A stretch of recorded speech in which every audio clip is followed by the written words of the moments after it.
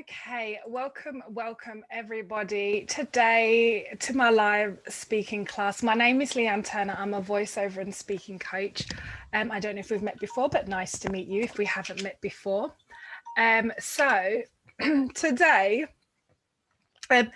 just a little bit about me. I do voiceover, so I do voices for adverts, videos, courses, online videos, and then I also do speaking coaching for women in business who need to speak more confidently about their business. Okay, so that's who I am. And I wanted to share, so every Thursday I go live and I have a little tip or something that I like to share. And today I wanted to share a tip about being organized. Like when you're speaking. So, like, for example, when you're speaking with your friends or your family, you can just freestyle. You can say anything you want because it doesn't really matter, because they're not really kind of trying to question you or get information from you, etc.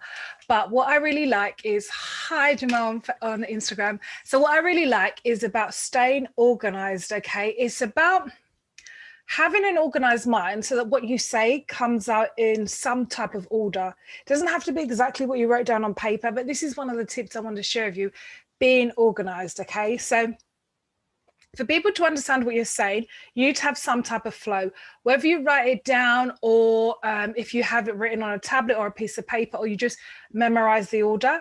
You have to have some type of order. So when you speak either on a podcast, in a team meeting, you're trying to negotiate a new, a new contract or something, people need to be able to follow your flow. Okay, so you need a good flow so people can be engaged, listen to what you're saying, stay focused on what you're saying, and not become bored when you talk about random stuff like your holiday to some hot place or something. It helps people to stay with the flow of what you're saying. Okay, so I always say, okay, have your so your introduction of who you are, tell people what you're going to say. You've probably heard this before, and then actually tell them what you're going to say. So I'm saying at the beginning, my name's Leighanne Turner, and then I say, I'm going to tell you about having an organized flow throughout your talking. Now I'm telling you, you put in part A, you introduce yourself. Part B is you give them the information.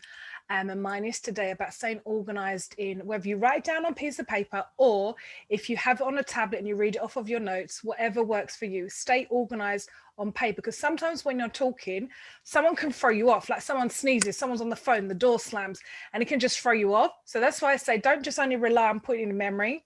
Maybe have it on your phone or on a piece of paper so that if something happens or someone asks you some random question, you can always go back to your notes, which will pull you right back into flow. And as well, I say, if you're going to do because it's really popular, of course, to be online, having like Zoom calls, GoToMeetings.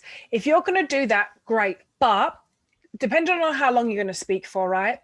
I think it's really nice if you can add in a little bit of, some visuals, some pictures, a video, a bit of music, some sound or something, just to break up from being just your face on the video the whole time, if it helps and support what you're saying. But you need to organize that into your order of this is the introduction. I'm going to talk about being organized in your talk, and then I'm going to add in pictures here, there, and everywhere, which kind of go with the flow. So,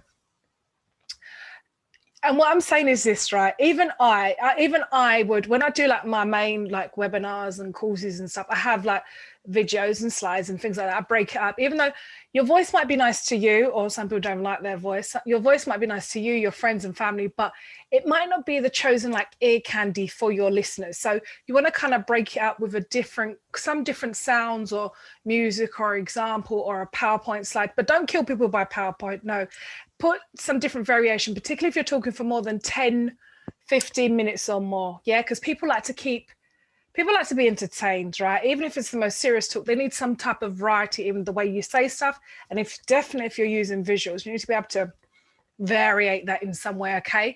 And also it's a bit harder when you're on a Zoom or GoToMeeting, particularly if people haven't got their cameras on, because sometimes you could be sharing in a team meeting, someone's got their camera off because they're either changing the baby or they're cooking dinner.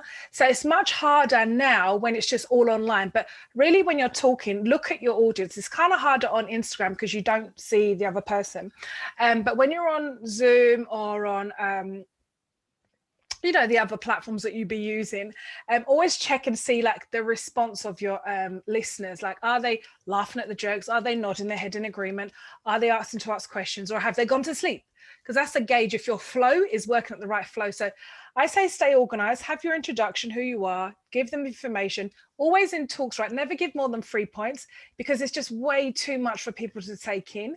So you'll have your point 1, 2, and 3. And then after that, right, you need to, after you've given your point 1, 2, and 3, then you need to kind of conclude it or summarize it and say, this is what I spoke about. So people can understand this is where she started, this is where she went in the middle, and this is what she already told us about. So people can leave with the information double reinforced into what you've said. And always keep looking at the audience to what you've said, to see if they're following your flow, and just always checking, because your gauge is your listeners. So if people are bored in the Zoom room, that could be an indicator the way you're delivering information is a bit boring, love. Do you know what I mean? So then you're going to have to throw in extra ammunition, like a bit of pictures or a sound or a YouTube video, stuff like that. Okay, so that was what I want to teach you today. I'm going to go into question and answers. If anybody's got a question, I'm going to grab the one on Facebook. Thank you very much. I can see it. I've got it. I'm going to grab the one on Facebook from our private Facebook group, and that is just for our members only. For those who've signed up to my course or already got a product from me, those are in my private Facebook group. So if you want to have your questions as a priority, you know what to do. Join the mailing list, okay? Question number 1. Now I'm going to read it. How to make your presentation more memorable? Well, there's a lot in there. Firstly, taking off the topic for today, be organized, okay? And what I've said, if you haven't catched all of my other live videos, go and check them out in my IGTV library, because you need to have rhythm, tone, pace. You need to be a great storyteller, have great emotions and tears and joys and things like that. People, yeah, you might find it work, but people still need to have engagement and to be entertained, okay? So to make your presentations more memorable, you need to use real examples. It might not be your own example, but one that you or your service or your client or your friend or your neighbor or your sister has had an impact in. So use examples that are real. Don't just, yeah, I get it if you got make stuff up if you ain't got the info, but use real examples that people can relate to, okay?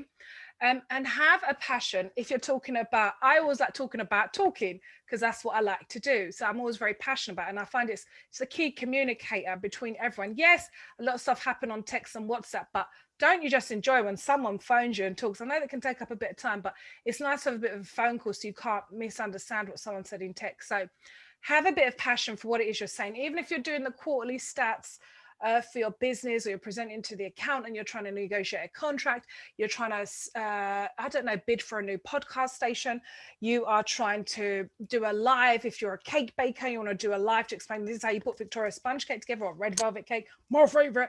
You know, you've got to have passion in what you say, because it's not what you say that people are attracted to or engaged to, is how you say, it's the delivery you give, it's the passion you give behind it. Do you know what I'm saying? Because I could talk about, I don't know, another of my favorite topics, I could talk about chicken and rice all day, but because I sound so passionate, you're going to want to go to the Caribbean shop and go and get chicken and rice, because I've told you it's lovely, it's going to make you feel comfy, makes you feel happy, your tummy's going to be full, you don't have to eat, you know, I just give you all the benefits from it. So when you talk, whatever your topic is, make sure that you deliver with passion, you know, like it's your favorite best friend or something. How you talk about your best friend, that's how you need to talk about whatever is, whether you're a service, living a podcast, or like myself, voiceover and speaking, or if you deliver products, like you're a tailor, you do bake cakes, or you do clothes, or whatever it is you do, talk about it with passion. Do you know what I'm saying?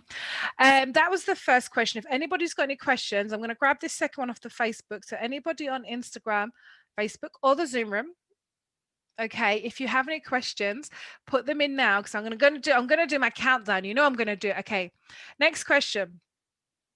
How do I manage time when giving a speech or presentation? Yeah, this is a tricky one, right? Now you don't want to, okay, if first of all, find out how much time you've got to talk, right?